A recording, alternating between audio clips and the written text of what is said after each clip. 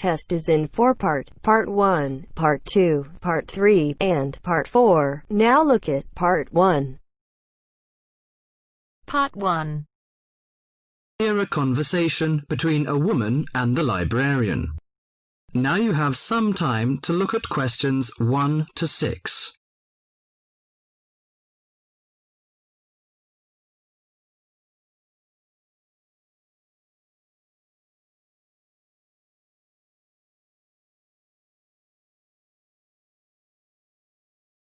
Now listen to the talk and answer the questions 1 to 6. Good morning. Good morning. Can I help you? Yes, I'd like to join the library.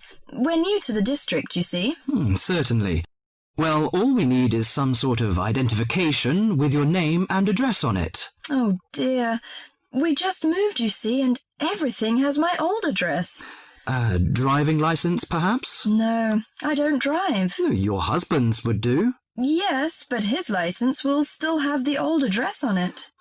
Perhaps you have a letter addressed to you at your new house. No, I'm afraid not.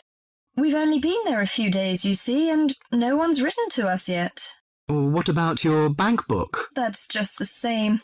Oh dear, and I did want to get some books out this weekend. We're going on holiday to relax after the move, you see, and I wanted to take something with me to read. Well, I'm sorry, but we can't possibly issue tickets without some form of identification. What about your passport? What? Oh, yes, how silly of me. I've just got a new one, and it does have our new address. I've just been to book our air ticket, so I have it on me. Well, that's all right.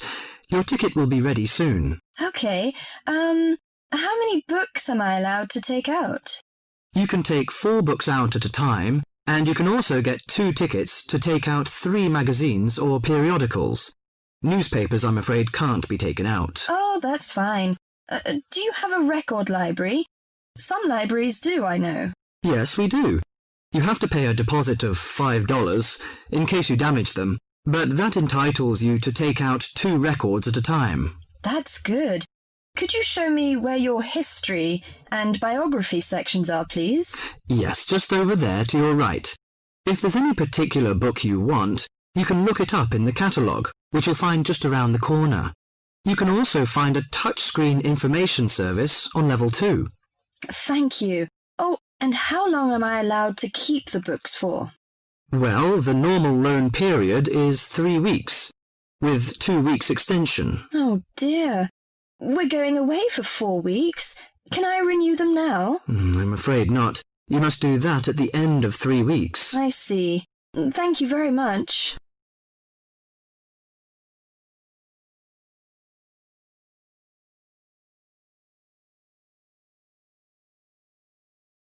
Before the talk continues, you have some time to look at questions 7 to 10.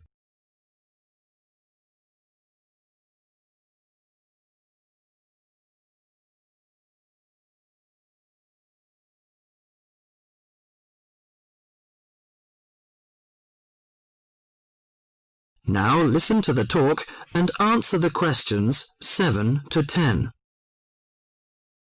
Well, let's go into some details. Your name, please, madam? My name is Barbara. The surname is Cooper. It's spelt as Cooper. Fine. And what's your contact number? If we have new books coming, we can contact you in time.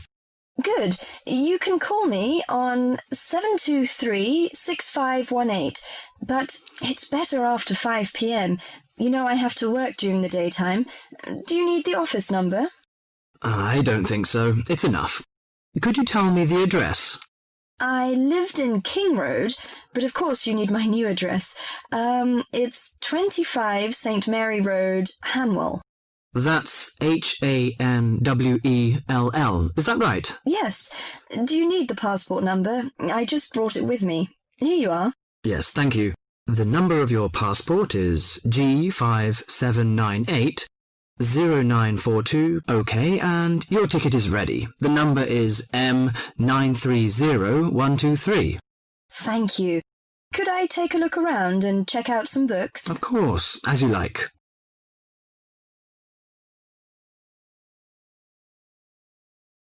That is the end of part 1. You now have half a minute to check your answers.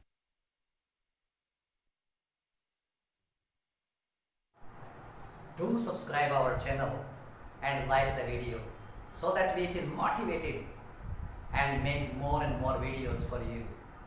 And please press the bell icon so that you can get notification for every new video, which is absolutely free. Thanks. Now turns to part 2. Part 2. You will hear a discussion between two students and their tutor. First, you have some time to look at questions 11 to 15.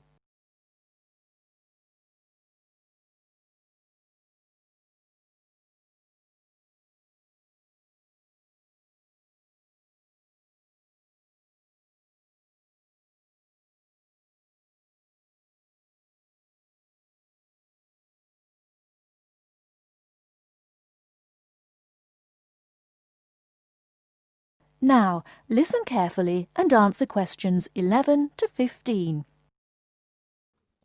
Okay, guys. First off, well done. That was a very good presentation yesterday. Now I'm just going to ask you questions about it before I give you my feedback. That okay? Sure. Of course. Right.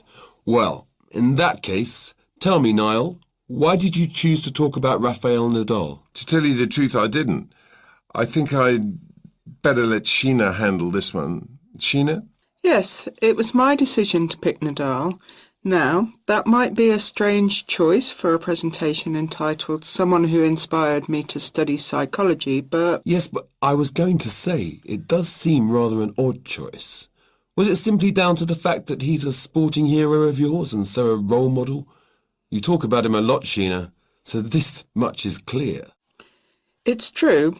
Nadal is someone I look up to, but my reasons for choosing him were totally professional. You see, I doubt perhaps in the history of tennis that there was ever a better match player than him, and that got me thinking, what is the secret to his success? How does he control his nerves so splendidly? The more we started to look into his background, the more I realised Sheena was right. Nadal was a perfect candidate for this study. He is, on so many levels, a very well-balanced character, and it was fascinating to gain an insight into the mind of this great champion over the last few weeks. I'll admit that I was at first somewhat unsure about whether or not I should back Sheena on this one, but it didn't take long for our research to put us at ease. So, while most of the students were researching Freud and other visionaries in the field of psychology and psychoanalysis, you were looking into a present-day sports star? Does that not strike you as a little odd? Of course, we knew it was a risk. After all, there was a danger that no one, least of all you, would take us seriously when we stood up on stage and started our presentation. That said, I think it is in the spirit of psychology to be inquisitive and adventurous and not just stick to the conventional. Otherwise, how would the field have come so far, as it has done already? Well, I must say, your risk certainly paid off. Yours was, without a shadow of a doubt, the most interesting and original presentation I saw. And judging by the reactions of the other students, I would have to say that everyone else was equally impressed. Thank you. I'm so glad you think so. Yes, but notwithstanding your excellent presentation content, we must remember that the marks for this project are awarded based on a number of criteria, and we'll examine those in a few minutes. But first, another question. Where did you find your sources? Well, and I don't quite know how we managed it, but we were able to secure a face-to-face interview with Nadal while he was over here for the Wimbledon Tennis Championship, so we weren't reliant on newspaper articles and interviews or any other forms of secondary sources. We did, however, find the library's sports archive an invaluable backup aid to help us fill in the gaps and piece together our interpretation of what makes Nadal such a mentally strong champion. Before you hear the rest of the talk, you have some time to look at questions 16 to 20.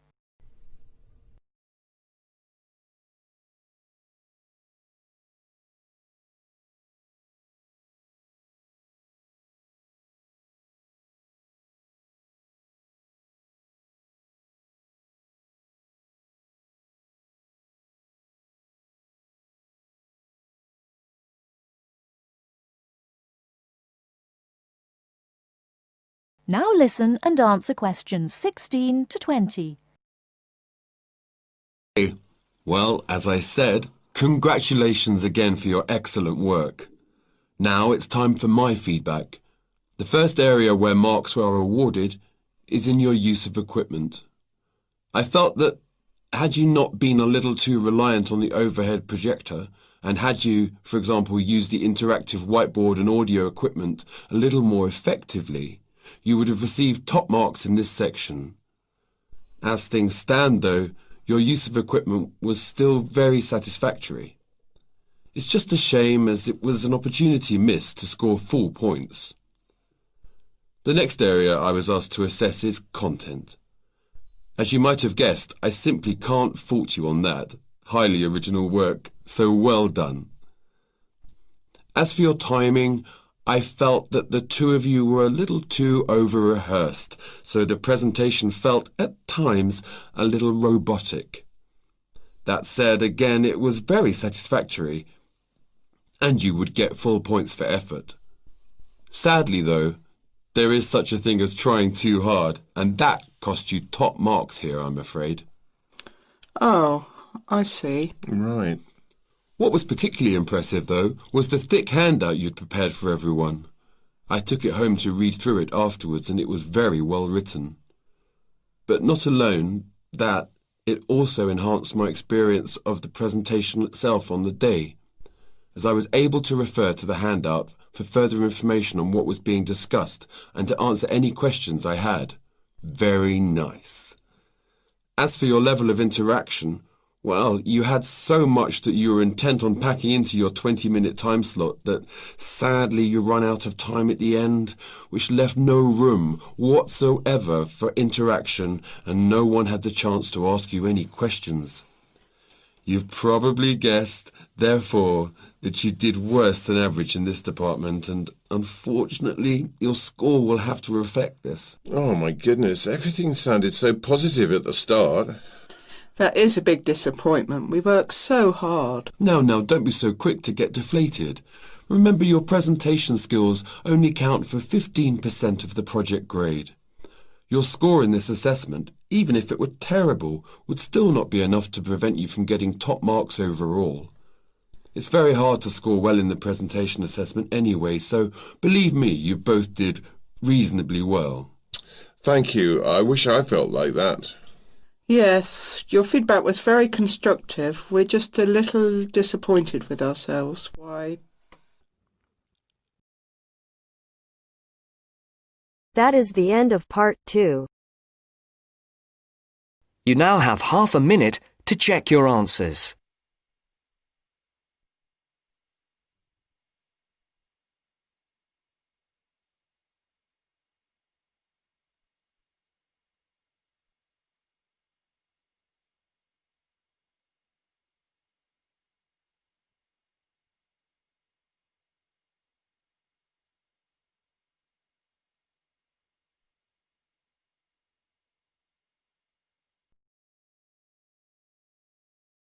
Now turns to part 3. Part 3. You will hear a business studies student called Sam talking to his tutor about an IT project he is going to do for a local company called Turner's. First, you have some time to look at questions 21 to 26.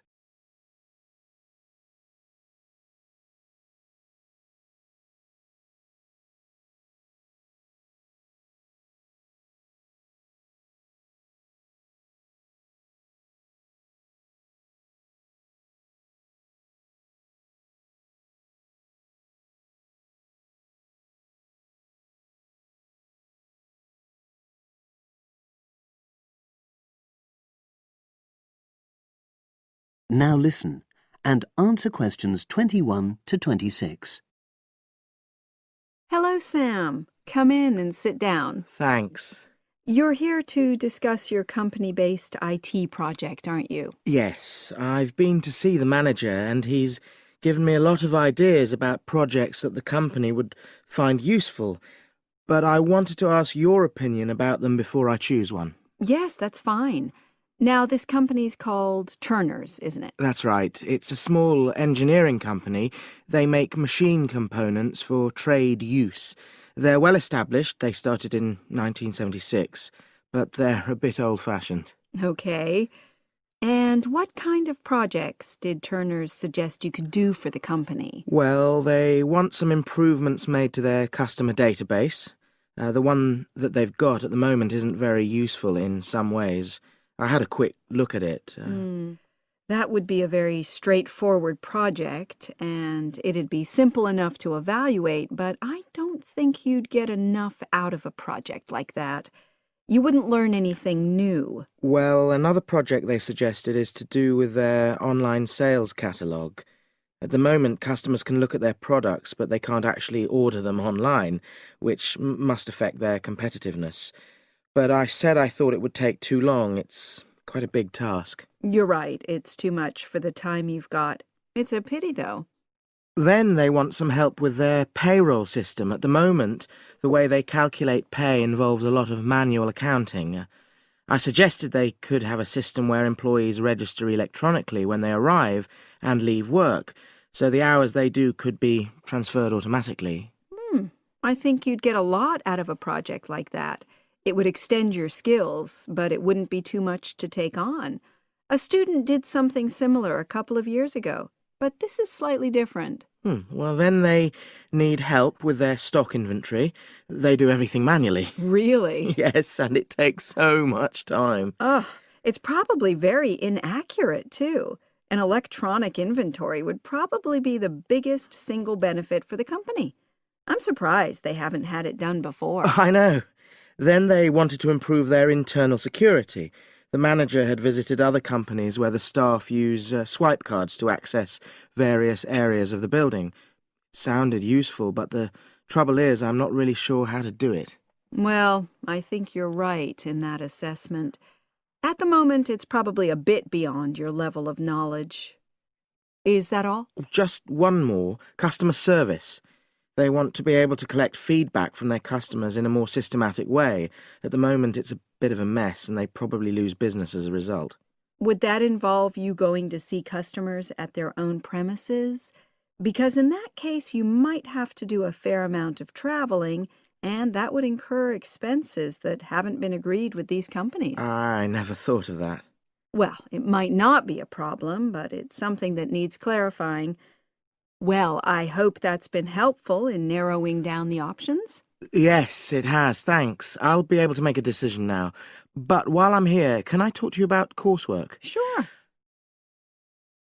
Now you have some time to look at questions 27 to 30.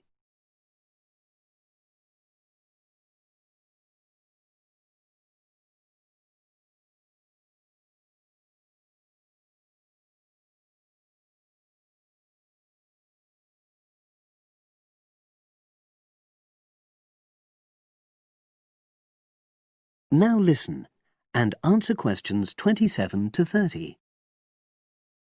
I'm not very happy about the way our group assignment is working. There are some problems. Oh, dear. Are people just not getting on with each other? That's the worst thing. Actually, we're all friends. It's not that. But when we're having a discussion about the assignment, one or two people end up doing all the talking and the rest don't say anything. It's a bit frustrating because we need plenty of debate. Well, that's a common observation. You're studying in a group with people from all over the world, and you all have your own ways of participating. In some places, students are more used to listening than talking, and vice versa. I suppose you're right. I'll try to remember that. Does everyone pull their weight as far as sharing the workload is concerned? I'd say they do, yes. And our group elected a leader. She's very good at making sure no one's overloaded. But personally, I feel that there are just too many of us in the group. Whenever we try to arrange a meeting, there's always at least one person who can't make it. It's not anyone's fault, it's just that we've all got slightly different timetables. Well, I'm glad you've talked to me about it. Feedback is always useful. Is there anything else you're concerned about? There are a couple of problems with lecturers that all the students are talking about. Last semester we had negative feedback about the way lectures were organized. There were several occasions when the wrong room had been booked or the same room had been booked twice, that sort of thing. Is that still a problem? That hasn't happened at all as far as I know. Oh, good. It's sorted out then. But I don't know the reason, but some of the staff often turn up late, so we miss 10 or 15 minutes of our lecture time. It might be because they've been copying handouts for students. I think there's a queue for the machine sometimes. Well, I'll look into that. Thank you for telling me. Anything else? The other thing is that it can be very difficult to get to see a lecturer individually. They're all very supportive and friendly when you do manage to find them, but often they're not in their office, even at times when they're meant to be available for consultation. Okay, that's helpful. Now, before you leave,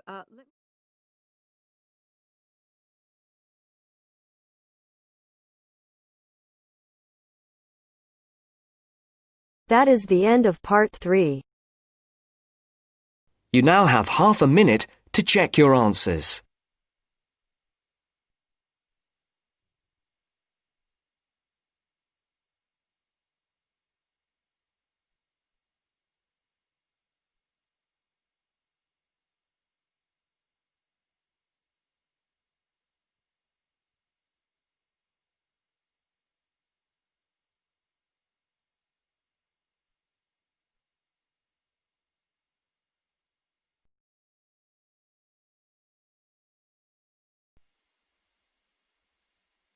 Now turns to part 4. Part 4. This is Jane Frost with this morning's edition of Wake Up with Frost. First, you have some time to look at questions 31 to 40.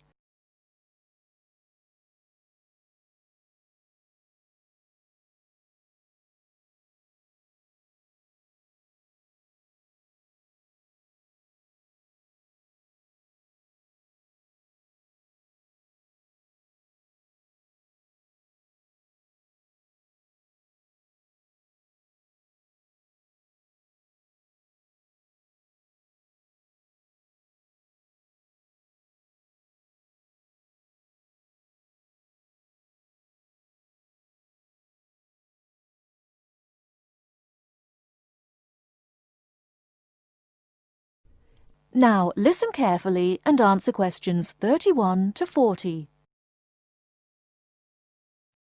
Good morning. This is Jane Frost with this morning's edition of Wake Up with Frost. As you all know, for the last week we've been running a survey trying to find out what you, the listeners, think is the greatest invention of the last 200 years. The response has been amazing, double the amount we had last year, so thanks to all of you for taking part. We've had about 2,000 responses online and about the same on our phone lines. The lines are now closed, and this morning I can announce what the results were. So, here it is. You, the listeners, have chosen as the greatest technological invention of the past 200 years, and let me not forget to mention that 65% of you voted for this, it's the bicycle. Yes, the bicycle, first invented in 1818, and, would you believe it, the first bicycle was made of wood. The second bicycle had iron wheels. I cannot imagine what that must have been like to ride. It would have kept you fit at any rate. But for me, the best thing about the bicycle was what it did for women's rights. Yes, in the 1890s, it was the bicycle that meant women could change their clothing, start wearing trousers or pantaloons as they were known. Before then, women's clothes had been really uncomfortable, and I'd imagine quite difficult to breathe in. So, thanks to the ordinary bicycle, it was not only the man who wore the trousers in a home. Instead, women could now feel far more equal to their male contemporaries. And I'm sure you'll agree, the bicycle is a great way to get regular exercise, and of course, it's much better for the environment. And today, over 1 billion people all over the world ride bicycles, and for some, it's their only means of getting around from A to B. So, to all you bicycle riders out there, keep up the good work. Coming in a close second with 42% is the computer. I found out something interesting about the computer, which is that really this word first meant someone who did mathematical calculations.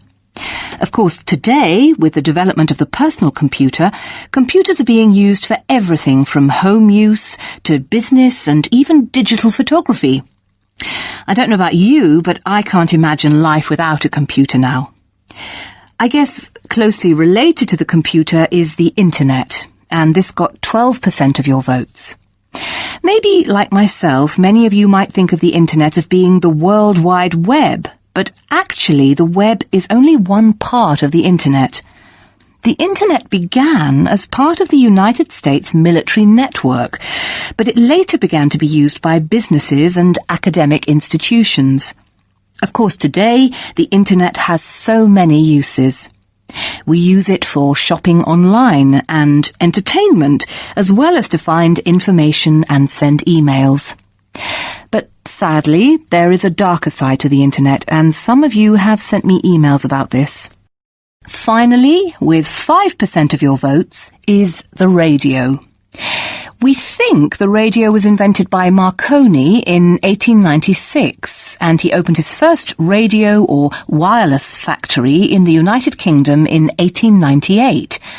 In 1906, a man called Reginald Fessenden gave the first radio broadcast from Massachusetts. Ships could hear him at sea, and apparently he played the violin. As yet, listeners, I've spared you from having to listen to my guitar playing. But certainly radio is still important. Let's not forget that it was by radio that the Titanic sent signals to other ships. And with the popularity of TV today, I was secretly pleased so many of you had still placed importance on the radio. So, there you have it, the results of our survey.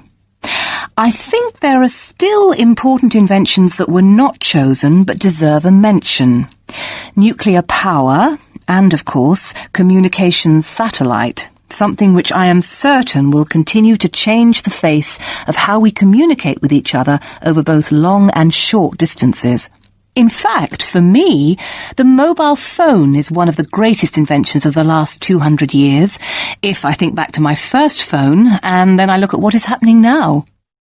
Children born today will probably be more likely to have their first experience of the internet on a mobile phone screen rather than a computer monitor.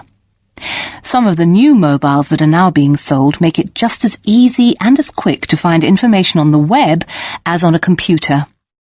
And let's not forget that mobiles now have digital cameras, word processing facilities, so you can type all your documents, and even personal organisers. I think it's quite possible that the mobile may even replace computers one day.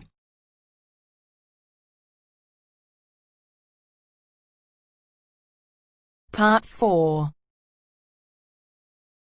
You now have half a minute to check your answers. Press the bell icon so that you can get notification for every new video, which is absolutely free. Thank you.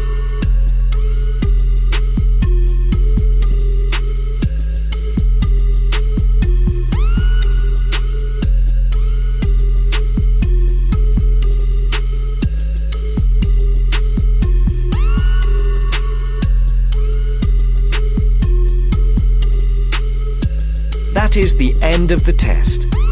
You now have 10 minutes to transfer your answers to your Ielts listening answer sheet.